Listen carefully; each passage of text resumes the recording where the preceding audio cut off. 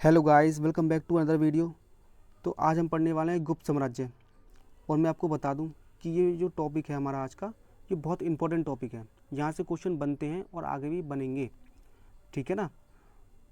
तो बिना स्किप करे वीडियो को, पूरी वीडियो को देखना, ठीक। तो चलिए स्टार्ट करते हैं आज का सेशन। गुप्त वंश का संस्थापक श्रीगुप्त था, जिसका कार्यकाल 240 से 280 ईसा तक था। श्रीगुप्त का शासनकाल लिख लेना, बहुत इंपॉर्टेंट है। यहाँ से क्वेश्चन बना भी है और आगे बन सकता है। इसका उत्तराधिकारी घटोत्कच हुआ, जिसका कार्यकाल 280 से 320 ईसा तक था, ठीक है। ये भी आपको याद रखना है। चलिए आगे चलते हैं। गुप्त वंश का प्रथम सम्राट चंद्रगुप्त प्रथम था।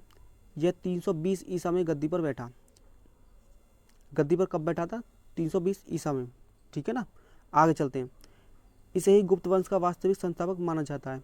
यहाँ से भी क्वेश्चन बनता है कि गुप्त वंश का वास्तविक संस्थापक किसको माना जाता है? किसको माना जाता है? चंद्रगुप्त प्रथम को, ठीक है। और ये गद्दी पर कब बैठा था? 320 ईसा पूर्व में, ठीक। आगे चलते हैं। चंद्रगुप्त प्रथम ने महाराजा धीराज की उपाधि धारण की और गुप्त सावंत 319 और 320 ईसा में चलाया। यहाँ से भी क्वेश्चन बनता है, चंद्रगुप्त प्रथम ने गुप्त सावंत कब चलाया, ठीक है ना। 319 और 320 में ईसी में चलाया था, ठीक। आगे चलते हैं। इसका उत्तराधिकारी समुद्रगुप्त हुआ, जो 335 ईसा में राजगद्दी पर बैठा, ठीक है। इसका उत्तराधिकारी कौन था? समुद्रगुप्त, जो 335 ईसा में राजगद्दी पर बैठा, ठीक है। चलिए आगे पढ़ते हैं। समुद्रगुप्त ने आर्यव्रत के 9 राजा तथा दक्षिण व्रत के 12 राजाओं को पराजित किया था, ठीक। इसलिए समुद्रगुप्त को भारत का नेपोलियन कहते हैं। तो भारत, यहाँ से भी क्वेश्चन बनता है, भारत का नेपोलियन किसको कहा जाता है? किसको कहा जाता है? समुद्रगुप्त को, ठीक है ना। इसको भी लिख लेना, यहाँ से बहुत बार क्वेश्चन बना है, ठीक है। आगे चलते हैं। समुद्रगुप्त का दरबारी कवि हरिसेन था, जिसने इलाहाबाद की प्रशासित लेख की रचना की थी, ठीक। समुद्रगुप्त विष्णु का उपासक था। उपासक मतलब जिसकी पूजा करते हैं, ठीक है ना, जिसके भक्त होते हैं, ठीक है। तो ये विष्णु जी का भक्त था, ठीक। समुद्रगुप्त संगीत प्रेमी था, इसलिए इसके सिक्कों पर वीणा बजाते हुए दिखाया गया है। ये संगीत प्रेमी था। तो यहाँ से क्वेश्चन भी बनता है कि किस शासक के सिक्कों पर बीड़ा बजाते हुए दिखाया गया है? किसके पर दिखाया गया है? समुद्रगुप्त के पर, ठीक है। ये भी याद रखना है आपको। चलिए आगे चलते हैं। समुद्रगुप्त का उत्तराधिकारी चंद्रगुप्त द्वितीय हुआ, जो 380 ईसा में गद्दी पर बैठा, ठीक। इसका उत्तराधिकारी कौन था? चंद्रगुप्त द्वितीय, 380 में गद्दी पर बैठा, ठीक है। ये भी आपको याद रखना है। चंद्रगुप्त द्वितीय ने विक्रमादित्य की उपाधि धारण की, इसलिए इसे चंद्रगुप्त विक्रमादित्य भी कहते हैं, ठीक। ये भी आपको याद रखना है।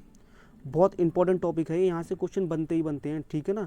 आपको दिख भी रहा होगा, यहाँ से बना है, बहुत बार क्वेश्चन बना है, यहाँ से ही बना है, ठीक। चलिए आगे चलते हैं।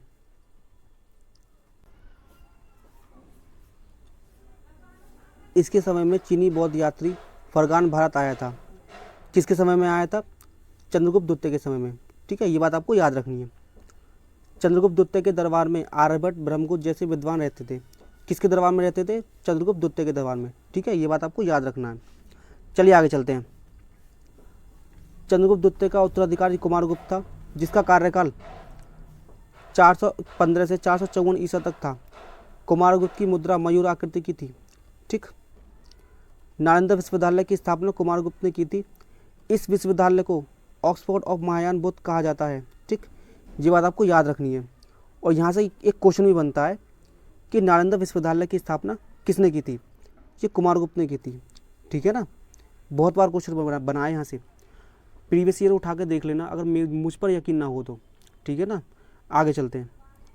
कुमारगुप्त का उत्तराधिकारी सकंदगुप्त था। इसका कार्यकाल 455 से 467 ईसा तक था, ठीक। सकंदगुप्त ने गिरनार पर्वत पर सुदर्शन झील का पुनरुद्धार कराया। तो यहाँ से भी क्वेश्चन बनता है कि सुदर्शन झील का पुनरुद्धार किसने कराया? जो सकंदगुप्त ने कराया था, ठीक है।